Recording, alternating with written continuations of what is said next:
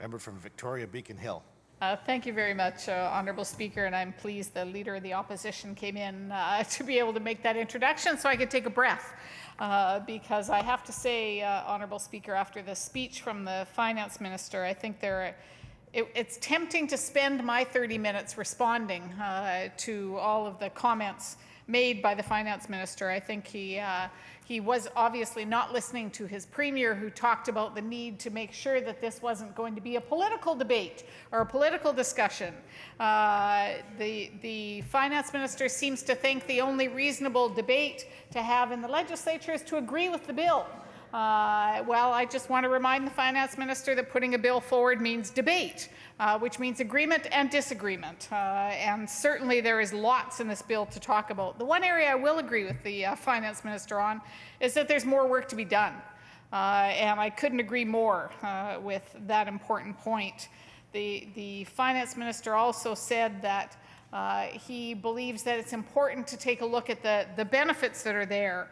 And I agree. I think it is important to take a look at the benefits that are there, but I think the Finance Minister should excuse all of us and the public for not trusting this government's promises and commitments when we take a look at the long list they've given to the public that have not happened, that have not come forward, that have not been realized. So I think it's important to remember that as we go through this, Honourable Speaker. I want to take my time to talk a little bit about what this bill does, to talk a little bit about the impact that it's going to have on the people and our province, and then also to talk about what principles I believe should and could be in place for responsible development in British Columbia. This bill, has been said, approves a project development agreement between the province and the Pacific Northwest LNG project. So it is, in essence, if people are taking a look at this, and as the Finance Minister has said, a contract.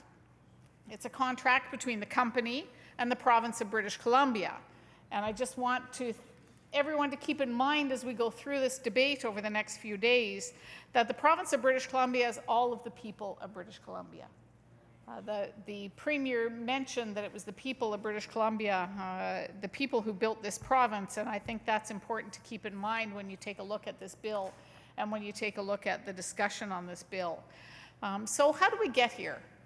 How do we get here to be debating Bill 30? And I want to start off with the history around LNG and the Premier's promises.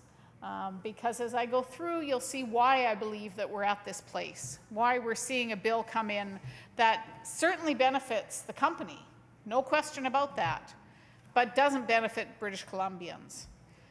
If we think back to the Premier's first promises that she made around LNG, the Premier called LNG her central preoccupation and her laser focus with her ever-changing promises and commitments. But that's how she started out. She started out by introducing this in this House, that she would have laser focus on LNG for the next year to be able to get an LNG plant up and running and to be able to solve all of the problems of British Columbia. So if you look at the Premier's jobs plan, which is when she started putting her specific commitments down around LNG, the promise in the Premier's jobs plan said, and I quote, at least one LNG terminal online by 2015 in Kitimat, and at least 3 in operation by 2020. So that was in the jobs plan. And again, the Premier had just been elected Premier. She'd been elected leader of the BC Liberals. She brought in her jobs plan as her signature piece, her first piece as a Premier that she felt was going to show and make her mark in British Columbia. And that commitment, as I said, talked about having a plant up and running in Kitimat by 2015 and 3 in operation. She also talked about jobs and jobs that would be available, Honourable Speaker. She promised 1,500 person years of work and 120 to 140 permanent positions once the plant was up and running. We then moved to the throne speech in February 2013. And I know it's hard to keep track as we look at all these promises because they continued to change as the months went on. In February 2013, the Premier said in her throne speech that we would have 5 new LNG plants in British Columbia before the end of the decade. So now we're up to 5. Remember, it was one LNG plant in Kitimat now, but by the time we got to the throne speech, and I recognize, Honourable Speaker, that people often say sometimes that the throne speech is flowery in its descriptors and that it sometimes presents large goals that are there. But the Premier, in fact, was specific. She then talked about 39,000 annual direct, indirect, full-time jobs during the 9 years of construction. She also said at this point the promise is growing as we were going along, that there could be as many as 75,000 full-time jobs required once the LNG plants were up and running. So I think we've gone from 1,500 person years, 124 permanent. Now we're up to 75,000 full-time jobs.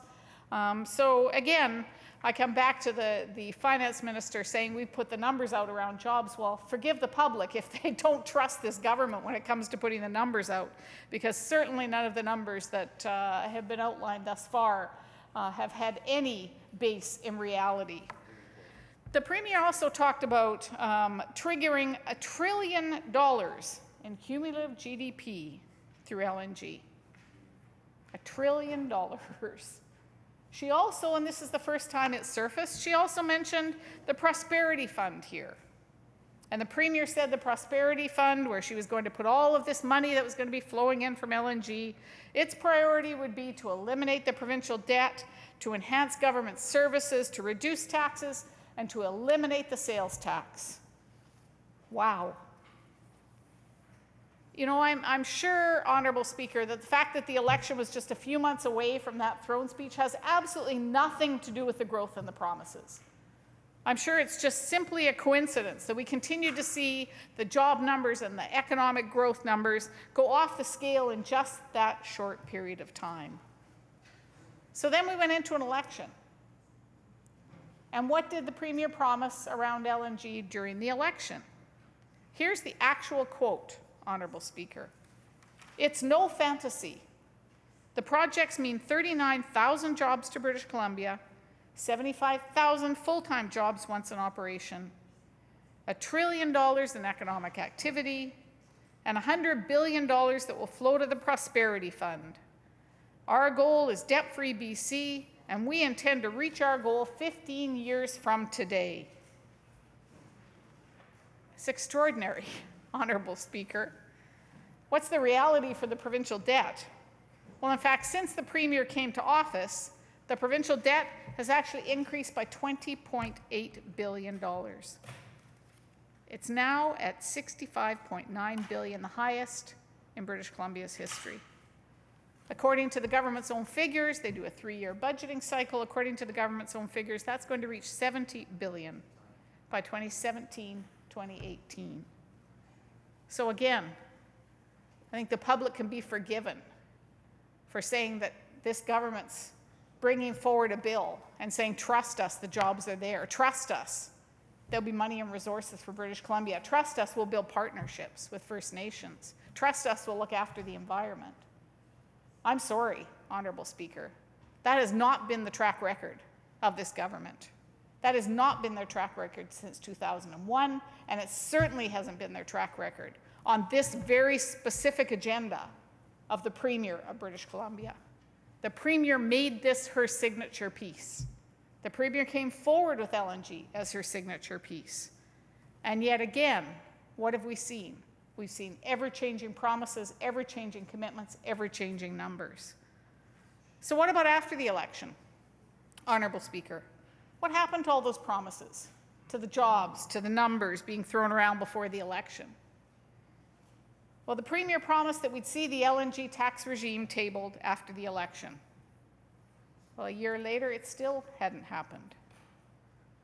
Instead, the Premier's next throne speech described LNG as simply a chance, not a windfall, not solving all our problems. LNG was a chance for British Columbia. So here's the Premier at the negotiating table. She's having overpromised and underdelivered. She's having staked her future. She talked about her laser focus. She staked her resources. Every minister had LNG as a part of their requirement in their letter of expectation, including the Minister for Children and Families as an example. that it was her job to make sure that she pushed LNG forward. So here's the Premier negotiating, hasn't got anything yet, at the table, and desperate to be able to show some success. Well, that's a heck of a negotiating position, Honourable Speaker. Desperate to get a deal is not a strong place to go to a negotiating table with. I've negotiated around enough tables to know, Honourable Speaker, that your best place is a win-win or a give and take. Well, I have to tell you, this Premier certainly used give and take. We gave and the company took. They took everything when you take a look at this agreement. And we'll get into that a little bit more as I get into the specifics of the bill as we go along. And so now we're in October 2014, and we finally see the LNG tax bill. And what does it do? Yes, once again, Honourable Speaker, it reduced the amount of resources coming to British Columbians. In fact, cut in half the number that the Premier was talking about simply a year before as being fair to British Columbians. Oh no, not 7% anymore. No, we'll reduce that in half. We'll cut it in half for LNG, because once again, the Premier was desperate and needed to bring a plant forward to be able to show that her agenda was moving ahead. We also saw in the fall environmental legislation, and I'll come back to that in a minute, but this legislation also completely failed any environmental protections by excluding upstream emissions from natural gas production. There are also enough loopholes in this legislation for companies to not even meet the basic emission targets. So we'll come back to the environmental pieces as we go along. So here we have the Premier negotiating. Here we have the income tax regime finally introduced, and there's a reduction, a cut in the tax, and also income tax credits and deductions to the companies that continue to give them outs from providing resources to British Columbia. So again, what did we see with this Premier? We saw she overpromised and under-delivered and negotiated from a place of weakness and a place of desperation. And the sad part about all of this, Honourable Speaker, is that it's the people of British Columbia who lose out. And they don't lose out for 1 or 2 or 3 years. They lose out for 25 plus years with this agreement. They lose out for generations with this agreement that's in front of us. Now, the Premier continued to try and shift the language that she was using around her promises and commitments on LNG. By this year, by 2015, the Premier was actually quoted as saying, and I quote, "The script we thought we were predicting it would go by might turn out to be different than we expected." Really? Really? Might turn out to be different than we expected. More like the promises that were made were hollow in the first place. More like they were empty promises made to the public with no intention of being able to fulfill them. It's extraordinary. So we come to this bill, Honourable Speaker, the agreement in front of us today. The Premier's already cut in half the revenue option for LNG. She's opened up loopholes to reduce even the minimum tax that's proposed, and she's reduced the environmental standards. Heck of an agreement to be able to negotiate. Heck of a position to be able to bring us forward to. This bill, as I said earlier, certainly is a good deal for the company, but not a good deal for British Columbia. When we're in a time of historic low natural gas prices, when we see the Premier in this kind of poor negotiating position, what does she negotiate? She locks in a 25-year deal. A deal that provides for the company tax protections for 25 years. Now, Honourable Speaker, I wonder how many other companies would like this kind of deal in British Columbia.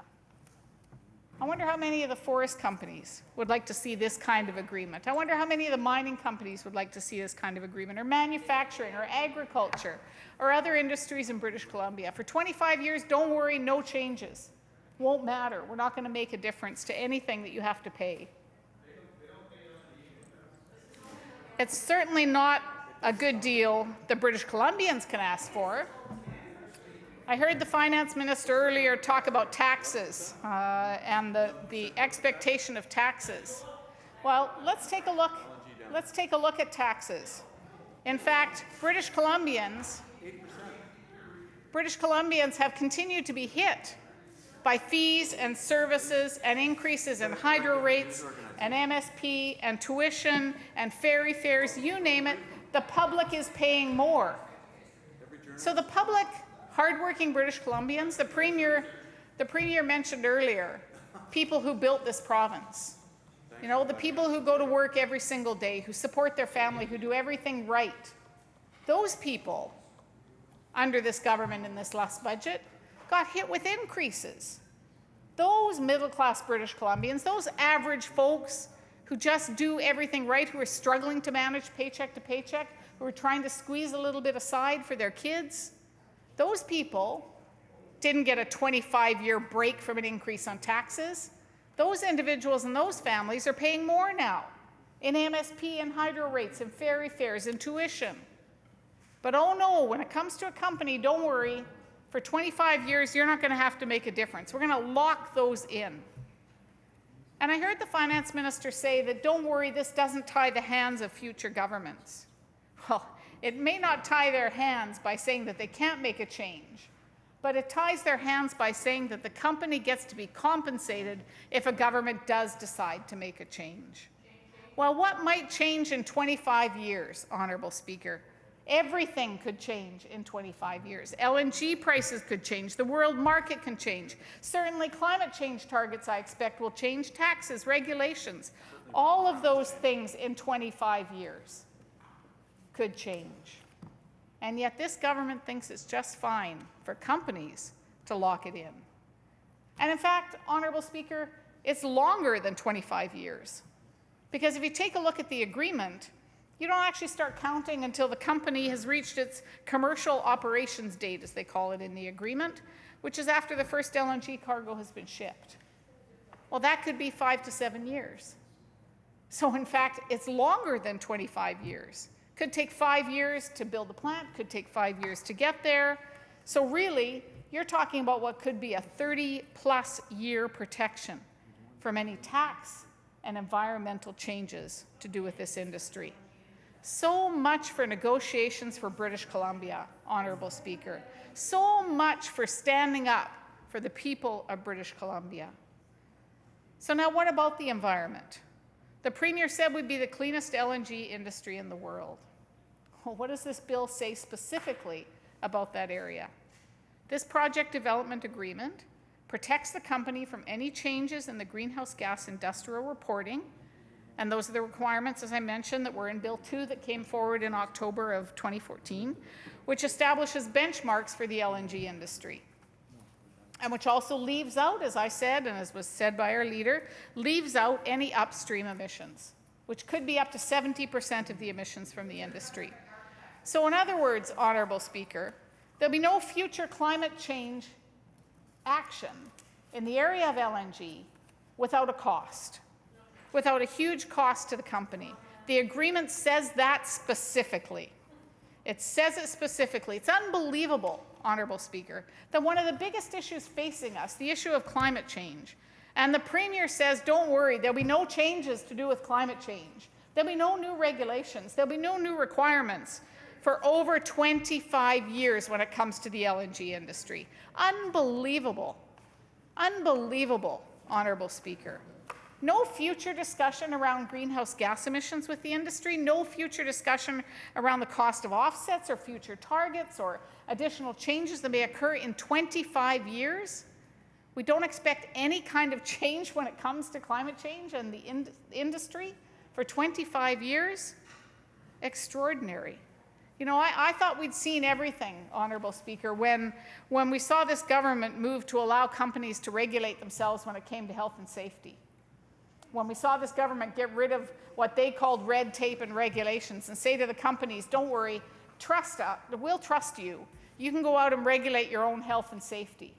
Well, now, in essence, what this bill does is locks in environmental regulations for the companies, for the LNG industry. Says to them, you now are in control of the environmental regulations for your industry by signing this agreement and saying that you are now locked in to the bill that was introduced in 2014 and no changes unless we compensate you for any changes that come forward. Now, what about jobs, Honourable Speaker? Surely the Premier in this agreement ensured that there were jobs for British Columbia. She hasn't taken care of the environment. She hasn't taken care of fair share for British Columbians. Surely she at least looked at jobs for British Columbians. Well, no. In fact, Honourable Speaker, there is no specific commitment on jobs in this agreement. Not a single reference to guaranteeing jobs for British Columbians. Now, Petronas has already indicated that they might use up to 70% of temporary foreign workers on their projects. And so it seems to me that it would be even more important for a Premier, if they were really looking out for British Columbia, it would be even more important for a Premier to make sure that there were jobs for British Columbians written into this agreement. But no, there are no apprenticeship quotas, there are no training quotas, and there are no job numbers that are in here. Now, Honourable Speaker, I heard the other side, and I heard the Finance Minister in his remarks talk about Australia and their project development agreements. The Minister said they did look at the agreements. Well, if they did look at the agreements, they decided to leave out some very critical pieces that could have been important for us to include in our project development agreements if the government was bringing them forward. Because not only are there clauses in the Australia project development agreements that specifically require the use of local labour, very specific, they also actually require the use of professional services and local materials. So Australia actually includes a buy local policy in their project development agreements. They say if you're going to come in and utilize a resource that belongs to all of British Columbia, you better make sure that British Columbians are the ones who benefit from it. You better make sure that local businesses have the opportunity to contribute, that local jobs are here, that local manufacturers can benefit from building materials and utilizing their skills to be able to contribute. Australia also, by the way, has a very specific policy in their agreements around environmental benefits. They have a fund, Honourable Speaker, for ongoing programs that they require the companies to actually contribute to. They're actually looking at how you provide that balance between economic growth and environmental protection. The clause says for ongoing programs, resources will be paid by companies for ongoing programs that will provide net conservation benefits. Wouldn't it have been nice to have that kind of clause in the project development agreement we're seeing in front of us today? But it's not, Honourable Speaker. It's not there in the agreement. Well, what about First Nations, Honourable Speaker? What about First Nations as true partners? Where are the requirements for companies to fulfill their legal responsibilities in consulting and in negotiating with First Nations?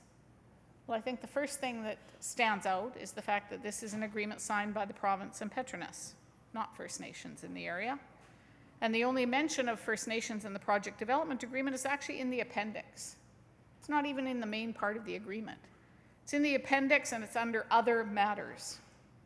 Well, Honourable Speaker, First Nations are certainly more than other matters. It states in the appendix, the province, in a manner consistent with the public interest and its legal and fiduciary obligations under the law, will consult or reasonably cooperate with the proponent where it deems it appropriate in respect to First Nations engagement relevant to the project. Well, I would say, Honourable Speaker, that is not simply where appropriate to engage with First Nations. It's not simply where appropriate for the proponent to have discussions with respect to First Nations. It's a requirement. Now, I know I'll hear the province talk about the fact that they are entering into their own agreements with First Nations, but the province also has a responsibility, and we certainly saw that in the Chilcotin decision, but we've just seen it in law over and over and over again, that the province has a responsibility to ensure that companies that are investing in British Columbia build true partnerships with First Nations. And I'm sorry, but it comes across, Honourable Speaker, as lip service when it's stuck in the appendix under other matters. And then there's the question, Honourable Speaker, of future agreements. Well, the Premier also made sure that companies benefit in this case as well. The project development agreement includes a most favoured nation protection provision, which says for a period of 10 years after the deal is signed, If a different LNG proponent comes along and gets a better deal, then this proponent actually retroactively gets the benefits and the agreement is renegotiated. So sure, it's locked in for 25 years, but by the way, if somebody gets a better deal over the next 10 years, you get to come back and get that better deal. You get to actually reduce the amount of revenue coming to British Columbians. You actually get to benefit more than you did in the agreement that you signed today. Again, extraordinary. And the Me Too clause, as I call it, ensures that the agreement actually sets the bar but can be worse for British Columbians. So we take a look at this agreement and think, this is as far as we can go? No. In fact, this agreement, through a provision, through a clause called the Most Favored Nation Protection Provision, can actually mean that British Columbians can get less, not more. A company negotiates a better deal, this deal actually gets reopened and there's less. And remember, I think it's also interesting to remember that this is actually a one-way clause. There's no Me Too for the province.